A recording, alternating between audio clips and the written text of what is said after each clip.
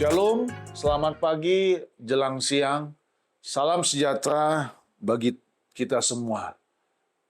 Apa kabar Bapak Ibu semua, saudara-saudari yang saya kasih dalam Tuhan Yesus Kristus? Kita bertemu kembali di ibadah Hari Kenaikan Tuhan Yesus Kristus. Hari ini hari Kamis tanggal 14 Mei tahun 2026. Kalau saya boleh mengingatkan kembali saudara-saudaraku, 4 kali saya menyampaikan seri tentang membangun kembali hubungan dengan Tuhan. Dan biarlah setiap firman yang boleh kami bagikan menjadi satu kekuatan, pengingat, sumber sukacita bagi kita semua bahwa kalau kita memiliki satu kerinduan untuk benar-benar mau membangun kembali hubungan dengan Tuhan, maka percayalah saudara-saudaraku, apa yang akan kita kerjakan di sisa hidup kita di muka bumi ini, itu adalah sesuatu yang pasti bernilai kerajaan sorga.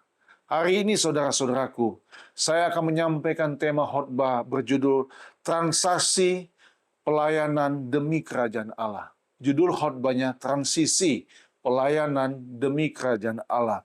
Nah saudara, mari bersama-sama dengan saya kita melihat Kisah Para Rasul pasal yang pertama, mulai ayat 1 sampai dengan ayat yang ke-11. Saya ajak kita semua untuk membuka Alkitab kita masing-masing.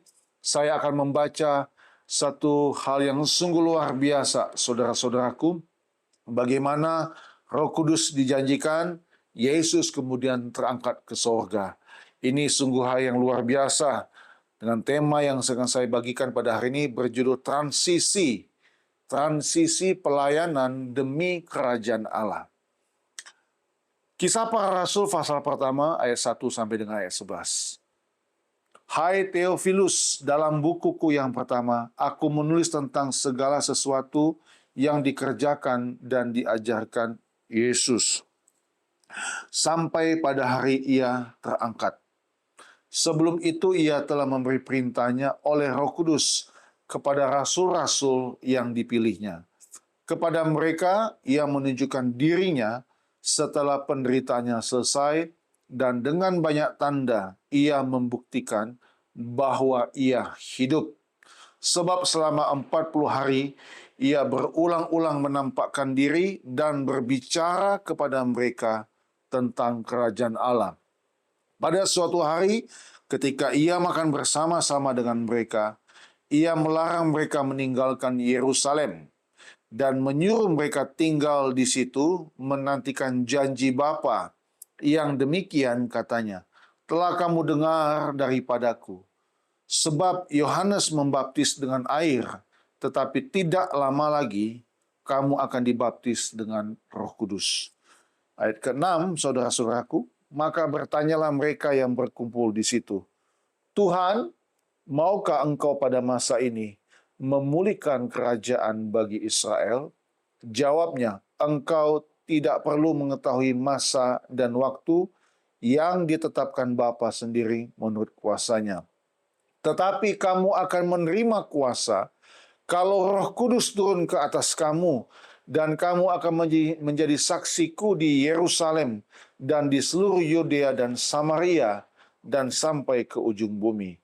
Sesudah ia mengatakan demikian, terangkatlah ia disaksikan oleh mereka, dan awan menutupnya dari pandangan mereka. Ketika mereka sedang menatap ke langit, waktu ia naik itu, tiba-tiba berdirilah 2 orang yang berpakaian putih dekat mereka, dan berkata kepada mereka, Hai orang-orang Galilea, mengapakah kamu berdiri melihat ke langit? Yesus ini yang terangkat ke sorga meninggalkan kamu akan datang kembali dengan cara yang sama seperti kamu melihat dia naik ke sorga. Kita bersama-sama katakan amin. Saudara, mulai dari ayat pertama sampai ayat yang ke-11 ya. Ini kalau saya mau kupas ayat demi ayat, saudara-saudaraku, ini sungguh luar biasa. Mengapa saya katakan luar biasa, saudaraku? Ya, kalau saya mengambil judul dengan transisi pelayanan demi kerajaan Allah, memang benar saudara-saudaraku ya. Peristiwa kenaikan Tuhan Yesus ke sorga ini bagian fase yang penting dari ketuhanan Yesus. Sejak kelahirannya, kematian, kebangkitan, dan kenaikannya sampai nanti kedatangannya kali yang kedua. Kalau mengikuti kalender Masehi, kita merayakan Paskah atau pas kebangkitan Tuhan itu tanggal 5 April.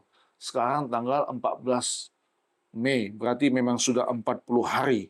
Nah, saya katakan ini peristiwa fenomenal, saudara-saudaraku, ya.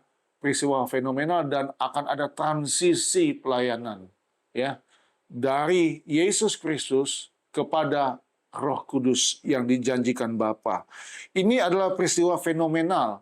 Mengapa fenomenal, saudara-saudaraku? Karena peristiwa ini peristiwa yang sangat langka. Bagaimana Tuhan dengan tubuh kemuliaannya terangkat naik ke sorga. Coba saudara bayangkan sendiri, kita sedang ngobrol dengan seseorang, tahu-tahu orang itu naik ke atas. Seperti itulah para murid-murid melihat Yesus. Disaksikan langsung oleh mereka peristiwa kenaikan Tuhan Yesus ini. Nah, saudara-saudaraku, satu hal yang penting di sini adalah Alkitab berkata, Yesus yang terangkat ke sorga, di ayat ke-11 tadi katakan, akan datang kembali. Ini yang saya bilang, berita penghiburan. Setelah Roh Kudus itu dijanjikan oleh Bapa, Yesus mengatakan, kau tidak boleh meninggalkan Yerusalem. Engkau akan dibaptis, engkau akan dipenuhi dengan Roh Kudus. Setelah itu, Yesus naik ke sorga, dan malaikat-malaikat, dua orang yang sudah pasti seperti malaikat ini berkata, dia akan datang kembali. Saudara-saudaraku, apa yang dikatakan Alkitab tentang Yesus yang terangkat ke sorga akan datang kembali, dan itu pasti, saudara-saudaraku. Berani katakan amin? Amin. Yesus pasti akan datang kembali. Karena Yesus, Tuhan, firman Tuhan, itu tidak pernah berdusta. Haleluya, saudara-saudaraku. Firman Tuhan tidak pernah berdusta. Nah, oleh karena itu, pada hari yang spesial ini, kenaikan Tuhan Yesus Kristus, izinkanlah saya untuk menyampaikan beberapa hal makna dan pesan utama di balik transisi pelayanan demi kerajaan Allah, di balik ayat-ayat yang tadi sudah kita katakan. Karena saya katakan, saudara-saudaraku, Kisah Rasul 1 sampai dengan ayat 11 ini menandai transisi pelayanan Tuhan Yesus dari fisik, dari Yesus langsung dari fisiknya ke pelayanan melalui Roh Kudus di dalam gereja Tuhan.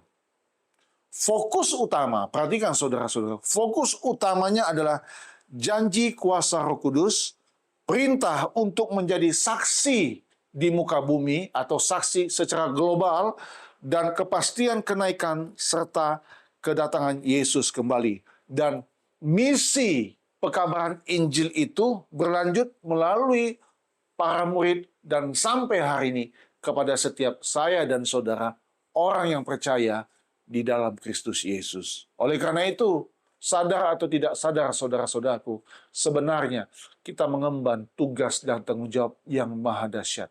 Saya katakan maha dahsyat, mengapa? Karena apa yang kita kerjakan hari-hari ini harus benar-benar wujud dari apa yang pernah Yesus kerjakan 2000 tahun yang lalu. Oleh karena itu, hari ini ada 4 pesan atau 4 makna yang saya bagikan bagi kita semua untuk kita melihat bahwa peristiwa 2000 tahun yang lalu itu, saudara-saudaraku, bukan sekedar Yesus terangkat ke sorga, tapi tentu ada pesan Tuhan, ada janji Tuhan, ada kebenaran-kebenaran rohani, ada kekuatan, ada satu penghiburan yang luar biasa. Mari saudara-saudaraku, kita akan kupas berapa pokok penting pada pagi hari ini. Yang pertama ayat 1 dan 3. Saya baca dulu ayat 1 sampai dengan 3. Hai Theophilus, dalam bukuku yang pertama, aku menulis tentang segala sesuatu yang dikerjakan dan diajarkan Yesus. Nah, ini Lukas yang menulis, saudara-saudaraku, sampai pada hari ia terangkat. Jadi, Lukas ini benar-benar menulis dengan sangat teliti ya apa yang dikerjakan dan diajarkan Tuhan Yesus sampai Yesus terangkat.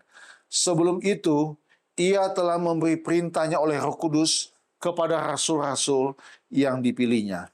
Kepada mereka ia menunjukkan dirinya setelah penderitaannya selesai dan dengan banyak tanda ia membuktikan bahwa ia hidup. Sebab selama 40 hari ia berulang-ulang menampakkan diri dan berbicara kepada mereka tentang apa, saudara-saudara? Tentang kerajaan Allah. Yang pertama, saudara-saudaraku, apa makna dalam kenaikan Tuhan Yesus Kristus? Yang pertama, kelanjutan pelayanan. Kelanjutan pelayanan. Tuhan Yesus tidak berhenti bekerja setelah kebangkitan. Kita tahu bersama itu, saudara-saudara. 4 seri yang saya bagikan kepada kita semua menunjukkan bahwa Yesus datang kepada orang-orang yang dipilihnya untuk melanjutkan tugas pelayanan misi pekabaran Injil di muka bumi ini. Yesus tidak pernah berhenti bekerja setelah kebangkitan. Bisa saja saya merasa setelah dia bangkit, dia menunjukkan bahwa aku Yesus bangkit, kemudian dia langsung naik ke surga. Bisa saja. Tetapi saya percaya kerajaan surga tidak seperti begitu. Cara kerja kerajaan surga tidak seperti begitu. Tuhan tahu bahwa murid-murid tercerai-berai. Bisa dikatakan setelah kematiannya, porak-poranda terjadi situasi keadaan yang ada di sana. Tapi setelah dia bangkit, selama 40 hari, dia menampakkan diri kepada orang-orang pengikut-pengikutnya. Dan Yesus berbicara tentang kerajaan Allah sambil menunjukkan dirinya bahwa penderitanya selesai. Artinya, saudaraku, kalau penderitanya telah selesai, itu tidak akan ada lagi penderitaan yang Yesus alami. Dengan penuh kasih, dia merangkul kembali.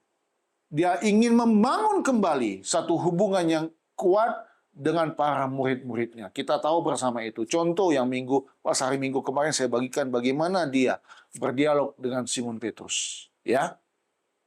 Oleh karena itu, saudara-saudaraku, izinkan saya untuk menyampaikan satu hal begini. Saudara, jangan pernah jenuh, jangan pernah bosan membaca firman Tuhan. Amin.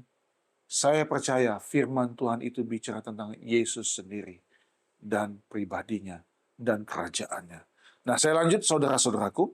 Tuhan Yesus tidak berhenti bekerja setelah kebangkitan. Itu poin yang pertama, kelanjutan pelayanan. Kalau Lukas yang menulis kisah Rasul ini, Lukas menekankan bahwa Injil adalah apa yang Yesus mulai lakukan. Jadi Matius, Markus, Lukas, dan Yohanes, ya, Lukas menekankan bahwa Injil adalah apa yang Yesus mulai lakukan. Dan kitab Kisah Para Rasul ini adalah apa yang pernah Yesus lakukan, dilanjutkan melalui para pengikutnya. Saya ulangi ya sekali lagi, saudara-saudaraku ya. Kelanjutan pelayanan. Tuhan Yesus tidak berhenti bekerja atau melayani setelah kebangkitan.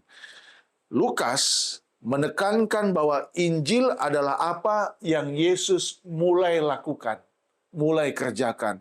Dan kisah para rasul ini adalah apa yang pernah Yesus kerjakan, kemudian dilanjutkan oleh para pengikutnya. Dalam hal ini, para murid-muridnya. Yang kemudian kita tahu bersama, murid-muridnya ini kemudian melanjutkan pemberitaan Injil ke seluruh pelosok negeri, bangsa, kemanapun mereka. Dan mereka, sebagian besar mereka, mati syahid atau mati martir. Dan sampai hari ini, berita tentang Injil Yesus Kristus itu tidak pernah habis-habisnya. Kita melihat sekarang, saudara-saudaraku, di zaman yang canggih sekalipun, ya, pemberitaan Injil Tuhan tetap dilakukan. Saya selalu menonton, saudara, melihat, memantau semua, ya. Tapi ada hal-hal yang memang saya tidak bisa sampaikan di sini, luar biasa, ya. pemberitaan Injil yang sangat luar biasa. Bagi tadi kami membaca dalam 2 Timotius pasal yang ketiga kalau tidak salah ya, tentang bagaimana nasihat Paulus kepada Timotius, sekalipun kamu masih muda, kamu sudah berjuang dalam pelayanan, kamu ikut menderita, tapi firman Tuhan tetap harus disampaikan.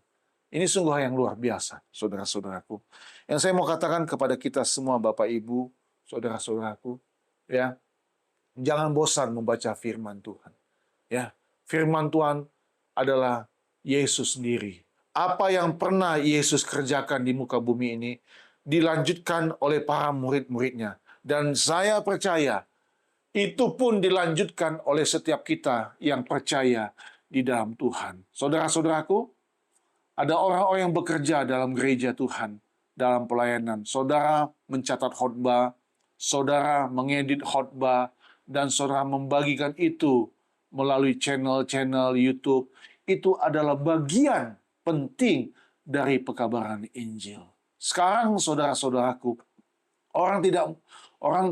orang bisa dari kamarnya saja, dari ruangannya saja bisa mengabarkan Injil. Apresiasi saya bagi anak-anak Tuhan, jemaat yang mengedit khotbah, ya, dan membagikan setiap saat kalau kami menyampaikan firman Tuhan. Luar biasa. Itu bagian dari pelayanan kepada Tuhan, saudara-saudaraku. Amin. Itu yang pertama. Yang kedua, perhatikan kemudian apa makna dari kenaikan Tuhan Yesus Kristus. Yuk, ayat 4 dan 5. Pada suatu hari, ketika ia makan bersama-sama dengan mereka, ia melarang mereka meninggalkan Yerusalem. Mengapa?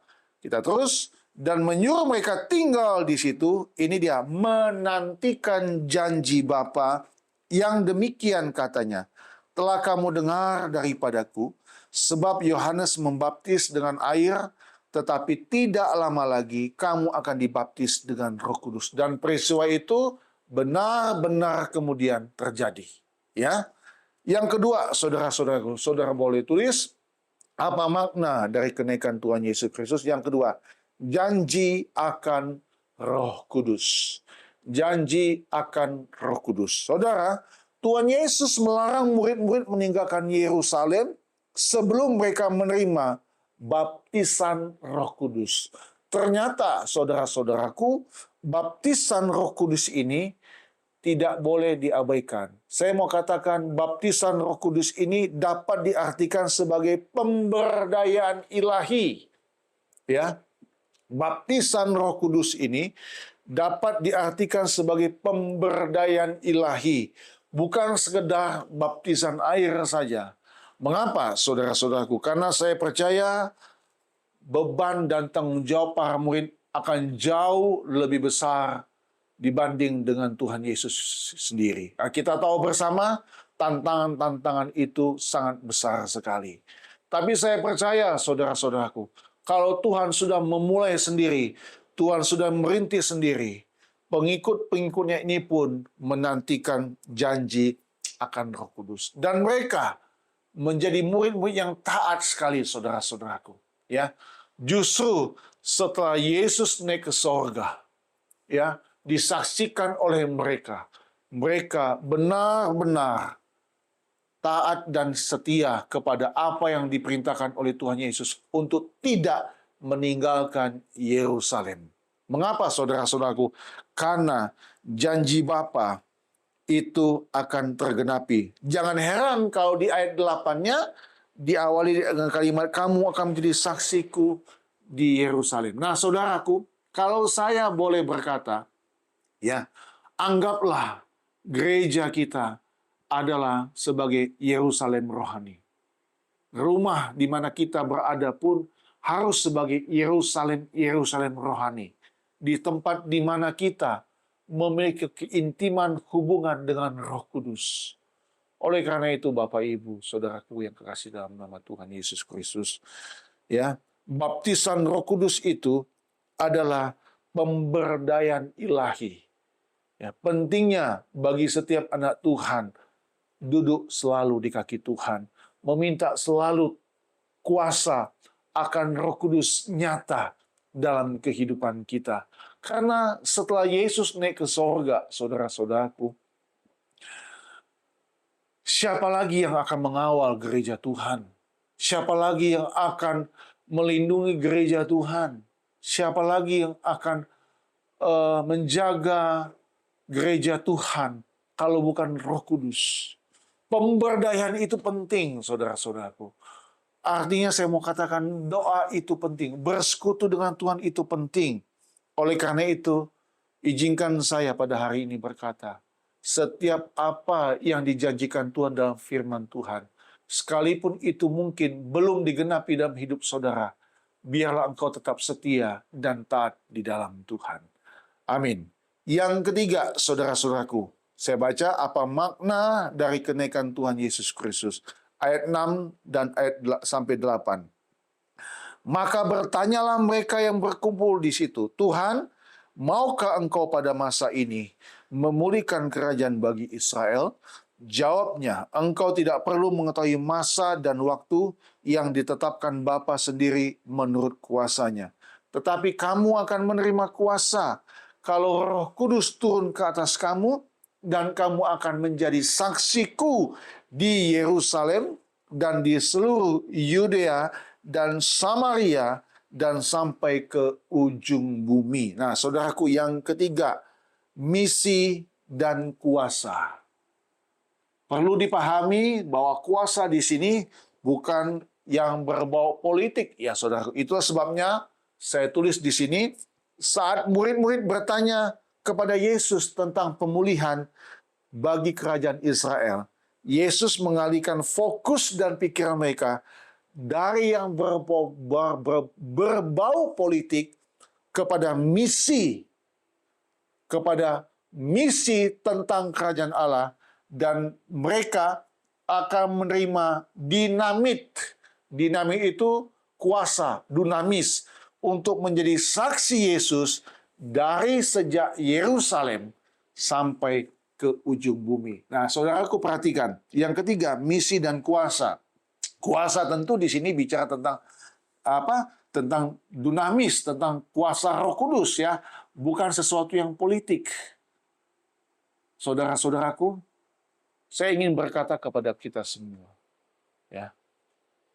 Mari kita isi hari-hari kita dengan sesuatu yang bernilai dengan kerajaan surga. Politik itu sesuatu yang bisa kita ikuti, tapi sebaiknya saran saya sebagai hamba Tuhan, kita jangan terlalu berkecimpung terlalu ke dalam di sana. Ada memang anak-anak Tuhan yang menerima panggilan khusus masuk dalam dunia politik, kemudian untuk memegang satu jabatan tertentu. Tetapi di dalam pelayanan gereja Tuhan, mari kita tidak boleh mencampur adukan pelayanan, kemurnian dan pelayanan dengan sesuatu yang bernilai politik. Kalau kita baca pertanyaan dari para murid ini, Tuhan, maukah engkau pada masa ini memulihkan kerajaan bagi Israel? Saat murid-murid bertanya tentang hal begitu, saudara-saudaraku, Tuhan alihkan fokus mereka dari politik kepada sesuatu yang bernilai kerajaan sorga. Dan mereka dijanjikan Tuhan, kamu akan menerima kuasa. Artinya apa, saudaraku? Artinya apa? Kerajaan Allah itu, kuasa itu, lebih besar dari apapun yang ada di dalam dunia ini. Katakan amin. Saudara, apapun panggilan hidupmu, jadi politikus kah, jadi pengusaha kah, jadi pegawai negeri atau pegawai swasta kah, pedagang, petani, apapun, kerjakan itu semua sebagai ladang pelayanan bagi saya dan saudara. Melalui setiap tugas dan tanggung jawab itu, kita membesarkan Yesus Kristus. Kita membesarkan kerajaan Allah. Bukan politik yang kita besarkan dalam gereja Tuhan. Justru di dalam politik, kita membesarkan kerajaan Tuhan. Haleluya, saudara-saudaraku. Lihat, jadilah orang-orang yang jujur di setiap bidang pekerjaan yang sudah Tuhan percayakan. Oleh karena itu, mari kita bicara tentang kerajaan sorga. Saya percaya Paulus pernah berkata begini kepada jemaat di Kolose, pikirkanlah perkara yang di atas, bukan yang ada di bumi. Ya, kalau di bumi hanya sementara. Tetapi bukan berarti kita mengabaikan tugas dan tanggung jawab setiap pekerjaan kita. Justru di sana kita harus lebih rajin dari orang yang tidak percaya kepada Tuhan. Kita harus lebih disiplin. Orang boleh korupsi, silakan. Tapi kita tidak boleh korupsi. Ya, orang tidak jujur dalam pekerjaannya. Kita tidak bisa seperti begitu, saudara-saudara. Di sanalah kehidupan Kristus harus nyata dalam kehidupan kita. Yang keempat, saudaraku, ayat 9 sampai dengan ayat 11, apa makna dari kenaikan Tuhan Yesus Kristus dalam transisi pelayanan demi kerajaan Allah? Saya baca bagi kita semua. Sesudah ia mengatakan demikian, ini Lukas yang menulis ya dalam kitab Kisah Rasul, terangkatlah ia, disaksikan oleh mereka, dan awan menutupnya dari pandangan mereka. Ketika mereka sedang menatap ke langit, waktu ia naik itu, tiba-tiba berdirilah dua orang yang berpakaian putih dekat mereka dan berkata kepada mereka, hai orang-orang Galilea, mengapakah kamu berdiri melihat ke langit? Yesus ini yang terangkat ke sorga meninggalkan kamu. Apa saudaraku? Akan datang kembali dengan cara yang sama seperti kamu melihat dia naik ke surga. Artinya, saya mau katakan, sebelum saya lanjut, dia akan datang kembali dengan cara yang sama. Kalau dia bisa naik, artinya dia akan turun. Itu dalam pandangan saya sebagai yang membaca firman Tuhan. Artinya, kedatangannya pun akan dilihat oleh banyak orang. Jutaan, miliaran orang akan menyaksikannya. Yang keempat, saudaraku, kenaikan dan janji datang kembali. Yesus naik ke sorga secara fisik. Yang keempat, kenaikan dan janji datang kembali. Tuhan Yesus naik ke sorga secara fisik, dan malaikat menegaskan bahwa Yesus akan kembali dengan cara yang sama. Saudara, ini berita sukacitanya. Ini memberikan kepastian akan akhir zaman dan kemenangan akhir atau kebahagiaan kekal selama-lamanya bersama dengan Tuhan Yesus di sorga kelak. Haleluya, saudara-saudara. Ini memberikan satu pesan penting bahwa kepastian akan akhir zaman itu pasti ada, dan kemenangan akhir bagi orang percaya atau kebahagiaan kekal selamanya bagi saya dan saudara yang setia di dalam Tuhan bersama dengan Tuhan Yesus. Nah, saudaraku, kalau makna empat hal ini, kelanjutan pelayanan, janji akan Roh Kudus, misi dan kuasa, kemudian keempat, kenaikan dan janji datang kembali, apa yang bisa kita pelajari dari hal ini? 3 hal saya bagikan. Yang pertama, secara cepat ya, saksi. Kita harus jadi saksi, bukan jadi penonton. Orang percaya tidak dipanggil untuk berdiri terpaku menatap langit. Kalau kita baca tadi, saudara, ayat 11, ya, mengapa kamu berdiri melihat ke langit? Orang percaya harus jadi saksi nanti. Nggak boleh jadi penonton. Jadi saya mau katakan, saudaraku, mari bekerja giat untuk Tuhan. Ayat emas kita, apa tahun ini ayat emas kita? Masih ingat 1 Korintus 15 ayat 58? Saudara-saudara, karena itu saudara-saudaraku yang kekasih, berdirilah teguh, jangan goyah, dan giatlah selalu dalam pekerjaan Tuhan. Sebab kamu tahu bahwa dalam persekutuan dengan Tuhan, jerih payahmu tidak sia-sia. Nah, saudaraku, saya mau katakan, kita harus jadi saksi, bukan jadi penonton. Kita harus jadi pelaku, bukan cuma jadi pendengar. Orang percaya tidak dipanggil untuk berdiri terpaku menatap langit seperti ayat yang ke-11 ini, mereka melihat ke langit. Mengapakah kamu berdiri melihat ke langit? Kata malaikat Tuhan. Kita harus aktif mengerjakan tugas yang dipercayakan sesuai dengan panggilan kita. Yang kedua, saudaraku, tadi makna yang pertama 1-4. Yang kemudian pesannya apa, pesan penting? Yang pertama tadi, kita jadi saksi bukan penuh. Yang kedua, kuasa Roh Kudus. Pelayanan orang percaya, pelayanan Kristen harus hanya mungkin bisa dilakukan dengan kuasa dari Allah. Kuasa dari Allah dalam tanda kurung Roh Kudus, bukan dengan kekuatan sendiri. Bapak Ibu, andalkan Roh Kudus. Andalkan Tuhan. Yang ketiga kemudian, gereja sebagai tubuh Kristus. Tuhan Yesus bekerja melalui gerejanya atau melalui umatnya atau melalui pengikutnya yang ada di bumi sampai hari ini. Jadi 4 makna dari kenaikan Tuhan Yesus membuat kita harus menjadi saksi bukan penonton. Ada kuasa Roh Kudus dan ditegaskan bahwa gereja sebagai tubuh Kristus. Saya dan saudara ini ya dipakai Tuhan untuk bekerja di bumi saat ini. Nah, saudara, saya akhiri dengan kalimat-kalimat ini. Perhatikan.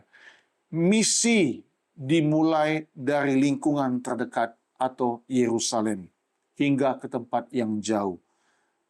Kita melayani Tuhan dan pekerjaannya sambil menantikan kedatangannya kembali. Kisah para Rasul pasal 1 ayat 1 sampai dengan ayat 11 ini mengajarkan saya dan saudara bahwa gereja melayani di bawah otoritas Yesus yang naik ke sorga. Jadi apa yang kami lakukan, kami kerjakan ini adalah bagian dari otoritas Yesus yang telah naik ke sorga. Dan didorong oleh kuasa Roh Kudus. Serta difokuskan pada misi pengabaran Injil ke seluruh dunia sampai Maranatha. Jadi istilah hari-hari hidup kita dengan menjadi saksi Kristus. Saya katakan selalu, jangan jahat dengan orang. Orang bisa jahat kepada kita, tapi jangan membalas kejahatan dengan kejahatan. Setialah kepada Tuhan, setialah dan taatlah kepada Dia. Percayalah saudara-saudaraku, kenaikannya ke sorga mempersiapkan tempat yang terindah buat saya dan saudara. Kita akan berjumpa kembali pada hari Pentakosta, ya. Bagaimana 10 hari setelah itu kejadian yang luar biasa terjadi, ya. Nanti hari Minggu tanggal 17 dan tanggal 24 kembali, tanggal 31 masih ada berapa kali hari Minggu, ya. Mari kita bangkit berdiri. Tuhan Yesus menolong dan memberkati kita semua. Haleluya.